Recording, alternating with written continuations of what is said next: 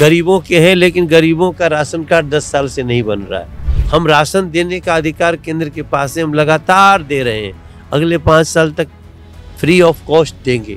कन्हैया कुमार जी वो आम आदमी पार्टी और कांग्रेस गठबंधन से हैं, कितना चुनौतीपूर्ण मानते हैं उनको? वो तो अपनी पार्टी के लिए चुनौती है, वो हम लोग के लिए चुनौती ही नहीं है। आते आते उनकी पार्टी टूट गई। एक ताहिर हुसैन आम आदमी पार्टी का पार्षद इस क्षेत्र का मास्टरमाइंड रहा दंगा कराने का, और ये दूसरे आ गए तो जो खुद टुकड़े टुकड़े भारत के करना चाहता है, उससे आप किसी और स्टेटमेंट की अपेक्षा क्या कर सकते हैं? उस पे उनको कहते हैं एक कम्युनिटी को हम अपना कानून बनाने का उनको अधिकार देंगे, तो क्या शरिया कानून बनवाएंगे? नमस्कार, इस वक्त हमारे साथ है उत्तर पूर्वी दिल्ली से बीजेपी प्रत्याशी मनोज तिवारी जी, जिनसे हम चुनाव से संबंधित कई मुद्दों पर बातचीत करेंगे। मनोज जी, सबसे पहले पांचजन्य में आपका बहुत बहुत स्वागत। जी धन्यवाद, बहुत बहुत धन्यवाद। सर, तीसरी बार आप चुनावी मैदान में हैं, जनता का कैसा रिस्पॉन्स मिल रहा है? बहुत अच्छा रिस्पॉन्स है, और हमें ऐसा लग रहा है कि हम पिछली बार से मार्जिन बढ़ा देंगे अपना। हाँ, जो लोगों का प्रेम है उसके कारण भी, और जो कार्य हुए हैं 10 साल में उसके आधार पर भी। जैसे जब हम गुजर रहे हैं आपके सामने से, तो ये देखिए मेट्रो लाइन है। अब ये मेट्रो, ये तो ये क्षेत्र सोचा ही नहीं था। अब जैसे यहाँ से चल रहे हैं ना, तो यहीं से एक फ्लाईओवर शुरू होगा। ये आगे देख रहे हैं ना ऊपर, तो ये फ्लाईओवर है और इसके ऊपर में मेट्रो है। तो ये जगह, अब ये जो भजनपुर, ये जमुना विहार है, तो जमुना विहार भजनपुर का जाम भी हम ख़त्म कर रहे हैं।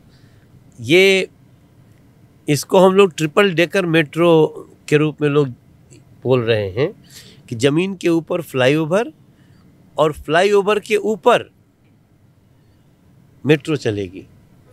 तो इतने बड़े कार्य, ऐसा तो है नहीं कि पहले यहाँ के सांसद नहीं होते थे। पहले तो मेट्रो ही नहीं थी यहाँ पे। पहला हम मेट्रो लाए शिव विहार तक, और दूसरा मेट्रो ये। और ये पूरा जो क्षेत्र है, इस क्षेत्र पे 0 स्टॉपेज कर देंगे, यहाँ से लेके और आगे भोपरा बॉर्डर तक। और इसके बाद आएगा खजुरी चौराहा, खजुरी चौराहे को भी हम एकदम क्लीन कर देंगे। मतलब पूरी तरह विकास के मुद्दे के आधार पर आप जनता के बीच में जा रहे हैं। मैं विकास के भी कई स्तर हैं जो केंद्र से हम कर सकते थे, वो हमने एक भी काम नहीं छोड़ा। रही बात जो दिल्ली सरकार का जो चाबी कांग्रेस या आम आदमी पार्टी के पास रही है, उसमें बहुत सारी समस्याएं हैं जो वो भी हम लोगों को बताते हैं कि ये अकर्मण्य सरकार है। जिसको साफ पानी पिलाना था वो शराब पिलाने लगी, जिसको बुजुर्गों का पेंशन देना था वो खाली एडवर्टीजमेंट में अपने को बेटा कह के और बुजुर्गों का पेंशन बंद कर दिया। गरीबों के हैं, लेकिन गरीबों का राशन कार्ड 10 साल से नहीं बन रहा है। हम राशन देने का अधिकार केंद्र के पास है, हम लगातार दे रहे हैं, अगले 5 साल तक फ्री ऑफ कॉस्ट देंगे। लेकिन राशन कार्ड तो बनाना स्टेट का काम है, और वो यहाँ की आम आदमी पार्टी सरकार ने और कांग्रेस ने लगातार इस पे उदासीनता दिखाई, और आज गरीबों को बहुत परेशानियां हो रही। आपके इस बार जो प्रतिद्वंदी हैं कन्हैया कुमार जी, वो आम आदमी पार्टी और कांग्रेस गठबंधन से हैं, कितना चुनौतीपूर्ण मानते हैं उनको? वो तो अपनी पार्टी के लिए चुनौती है, वो हम लोग के लिए चुनौती ही नहीं है। आते आते उनकी पार्टी टूट गई, उनको लगता है 2-3 खंड में बंट चुकी है। तो वो पहले भी टुकड़े टुकड़े गैंग के नेता हैं वो, तो सबसे पहले अपनी पार्टी के टुकड़े टुकड़े कर दिए हैं। आज कांग्रेस का अध्यक्ष ही छोड़ के चला गया। तो ये लोग, ऐसे लोग, उनकी 3 पहचान है।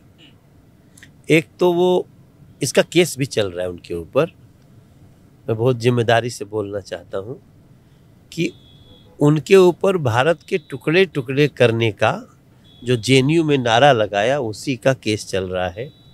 और वो देशद्रोह का केस है। उन्होंने आतंकवादियों का समर्थन करने की अपना परिचय दिया है। अफजल हम शर्मिंदा हैं, तेरे कातिल जिंदा हैं, और कितने अफजल मारोगे, हर घर से अफजल निकलेगा। अफजल वाज अ टेररिस्ट, तो ये नारा हो जाता है कितने आतंकवादी मारोगे, हर घर से आतंकवादी निकलेगा। अभी कन्हैया कुमार ने बयान दिया है, उनका आरोप है कि बीजेपी लोगों को बांटने की कोशिश कर रही है, जबकि उनके ऊपर आरोप लगते रहे हैं। आप इस पर आपकी क्या प्रतिक्रिया? ये कन्हैया जैसे लोगों का कोई भी स्टेटमेंट सुनने के लिए नहीं है,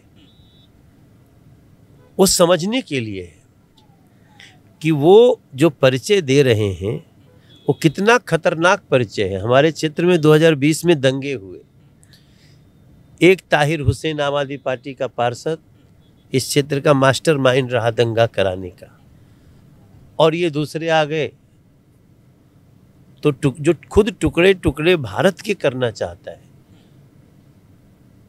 उससे आप किसी और स्टेटमेंट की अपेक्षा क्या कर सकते हैं। अब हम विकास के मुद्दे पर आते हैं। मनोज जी, 10 साल आप जगह देखिए, खजूरी चौराहा है, आप यहाँ देखिए, आपका फोटो दिखाएगा क्या बन गया। ये फ्लाईओवर पहले से था खजूरी, लेकिन आगे नदी में पुल नहीं था, नदी में ब्रिज बनाया, सिग्नेचर ब्रिज। अब यहाँ से एलिवेटेड रोड बना रहे हैं, और ये एलिवेटेड रोड हमारे सारे पुस्तों का जाम हटा दिया। अभी तो मतलब अभी ट्रैफिक चालू नहीं की, अभी तो खाली बनने के प्रोसेस में है, तो भी हमारी आपकी गाड़ी रुकेगी नहीं, हम चल रहे हैं। ये अंतर नहीं, ये अंतर है। ये पहले ऐसा नहीं होता था, क्योंकि पहले तो इस जगह पे 45 मिनट रुकना पड़ता था, और आज ये बाईं तरफ आप देखिए, आपको जो खंभों की पूरी एक कतार दिखेगी। ये नरेंद्र मोदी जी के सरकार में सांसद के प्रयास से ये हुआ काम है, और मेरा पूरा विश्वास है कि लोग इसका ज़रूर स्मरण करेंगे कि इस क्षेत्र में पहली बार सेंट्रल स्कूल बना है, इस क्षेत्र में पहली बार नदी पर बड़ा ब्रिज बना है, इस क्षेत्र में पहली बार रेलवे लाइन तो थी मगर स्टेशन बना है, पहली बार मेट्रो आई है, पहली बार पासपोर्ट ऑफिस बना है, पहली बार रिवर फ्रंट बन रहा है, और ये सारे जो कार्य हैं वो इसी 10 साल में हमने कराए। ऐसे कौन से कार्य हैं जो आपने 10 साल में नहीं किया? इस बार आपकी प्लानिंग है कि सांसद बनते ही उन कार्यों पर फोकस करेंगे? देखिए, केंद्र सरकार के अधीन आने वाले जो काम थे वो एक भी मैंने नहीं छोड़ा 10 साल में। लेकिन दिल्ली राज्य सरकार में तो आम आदमी पार्टी है, पहले कांग्रेस थी, जो अब दोनों आपस में मिल चुके हैं, तो उसमें बहुत सारे ऐसे कार्य हैं जिनको अभी करना है, और वो मेरी प्रायोरिटी है। उनको, जैसे हमारा एक कार्य है सोनिया विहार का पुस्ता डबल करना, उसको करना है। अब उसमें भले हमको नोटिफिकेशन चेंज करवाने पड़े, मगर उसको करने के लिए हम आगे बढ़ रहे हैं, संकल्प ले चुके हैं। गामड़ी रोड को अच्छे ढंग से बनाना लाइफ लाइन है, तो अभी हम उस पर 2 थॉट में हैं कि गामड़ी रोड को चौड़ा किया जाए या गामड़ी रोड पे एक एलिवेटेड रोड दिया जाए, जिससे ऊपर की ट्रैफिक ऊपर, नीचे की नीचे हो। करावल नगर रोड को ट्रैफिक जाम से मुक्त बनाना है, हमारे सेवाधाम रोड को ट्रैफिक जाम से मुक्त बनाना है, और बुराड़ी 100 फुट्टे रोड से मेट्रो की एक नई लाइन खींचनी है, जिसमें ऐसे ही ट्रिपल डेकर हो, सड़क के ऊपर फ्लाईओवर, फ्लाईओवर के ऊपर मेट्रो, और उस मेट्रो को ले जा कर के आगे पाला बख्तावरपुर होते हुए एक नई लाइन जोड़नी है, जिससे दिल्ली पूरी कवर हो सके। और एक हमारा अभी सपना है कि इस क्षेत्र में जल्दी ही एक स्टेडियम बन जाए। यहीं दाहिने तरफ जगह है। 2 दिन बाद यहीं प्रधानमंत्री जी आ रहे हैं आगे, और इन सब कार्यों का आकलन भी करेंगे। तो कुल मिला के हमारे आगे के कार्यकाल के लिए भी बुराड़ी पुस्ता रोड को 6 लेन बनाना है। जो लोगों की अनऑथराइज कॉलोनीज़ हैं उनमें जिस तरह की साजिशें चल रही हैं, लोग पैसे लेकर के मीटर लगा रहे हैं, इन सारी समस्याओं को दूर करना है। राहुल गांधी ने एक बयान दिया है अभी, उन्होंने कहा है कि अगर हम सत्ता में आते हैं तो हर गरीब महिला को हर महीने 8,500 रुपये देंगे। इस पर आपकी क्या प्रतिक्रिया है? ऐसा तो है नहीं कि पहले नहीं आए थे, पहले आए थे। पहले क्या दिए? पहले तो 12 लाख करोड़ लूट लिए देश का। दूसरी बात कि राहुल गांधी जैसे लोग अपने मैनिफेस्टो में ये भी तो कह रहे हैं कि हम सबके प्रॉपर्टी की जांच समीक्षा करेंगे और उसको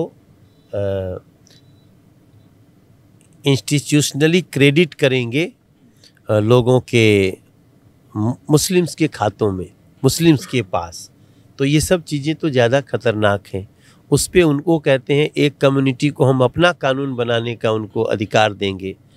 तो क्या शरिया कानून बनवाएंगे तो ये देश में शरिया कानून चलेगा? तो ये सारी चीज़ें बहुत ही डिस्प्यूटेड हैं और उसकी चर्चा हो रही है, उस पर उनको जवाब देना चाहिए। वो लोग तो छत्तीसगढ़ में भी बोले थे 1,000 रुपये महीना देंगे, दिया ही नहीं। कर्ज माफ़ी करेंगे, किया ही नहीं। तो कांग्रेस का कहना, कथनी और करनी में बहुत फ़र्क है, वो उनसे हो नहीं सकता। मनोज जी, एक अंतिम सवाल, 25 तारीख को वोटिंग है उत्तर पूर्वी दिल्ली की जनता को अगर कोई संदेश देना आप चाहें तो? नहीं, मैं सभी से प्रार्थना करूंगा, ये देश का चुनाव है। दिल्ली को गली नाली से तो रुलाया ही है आम आदमी पार्टी और कांग्रेस ने। तो ये देश का चुनाव फिर से नरेंद्र मोदी जी को चुनना है, जिन्होंने धारा 370 हटाया, जिन्होंने 3 तलाक को प्रथा हटाई, जिन्होंने भगवान श्री राम का मंदिर बनाया।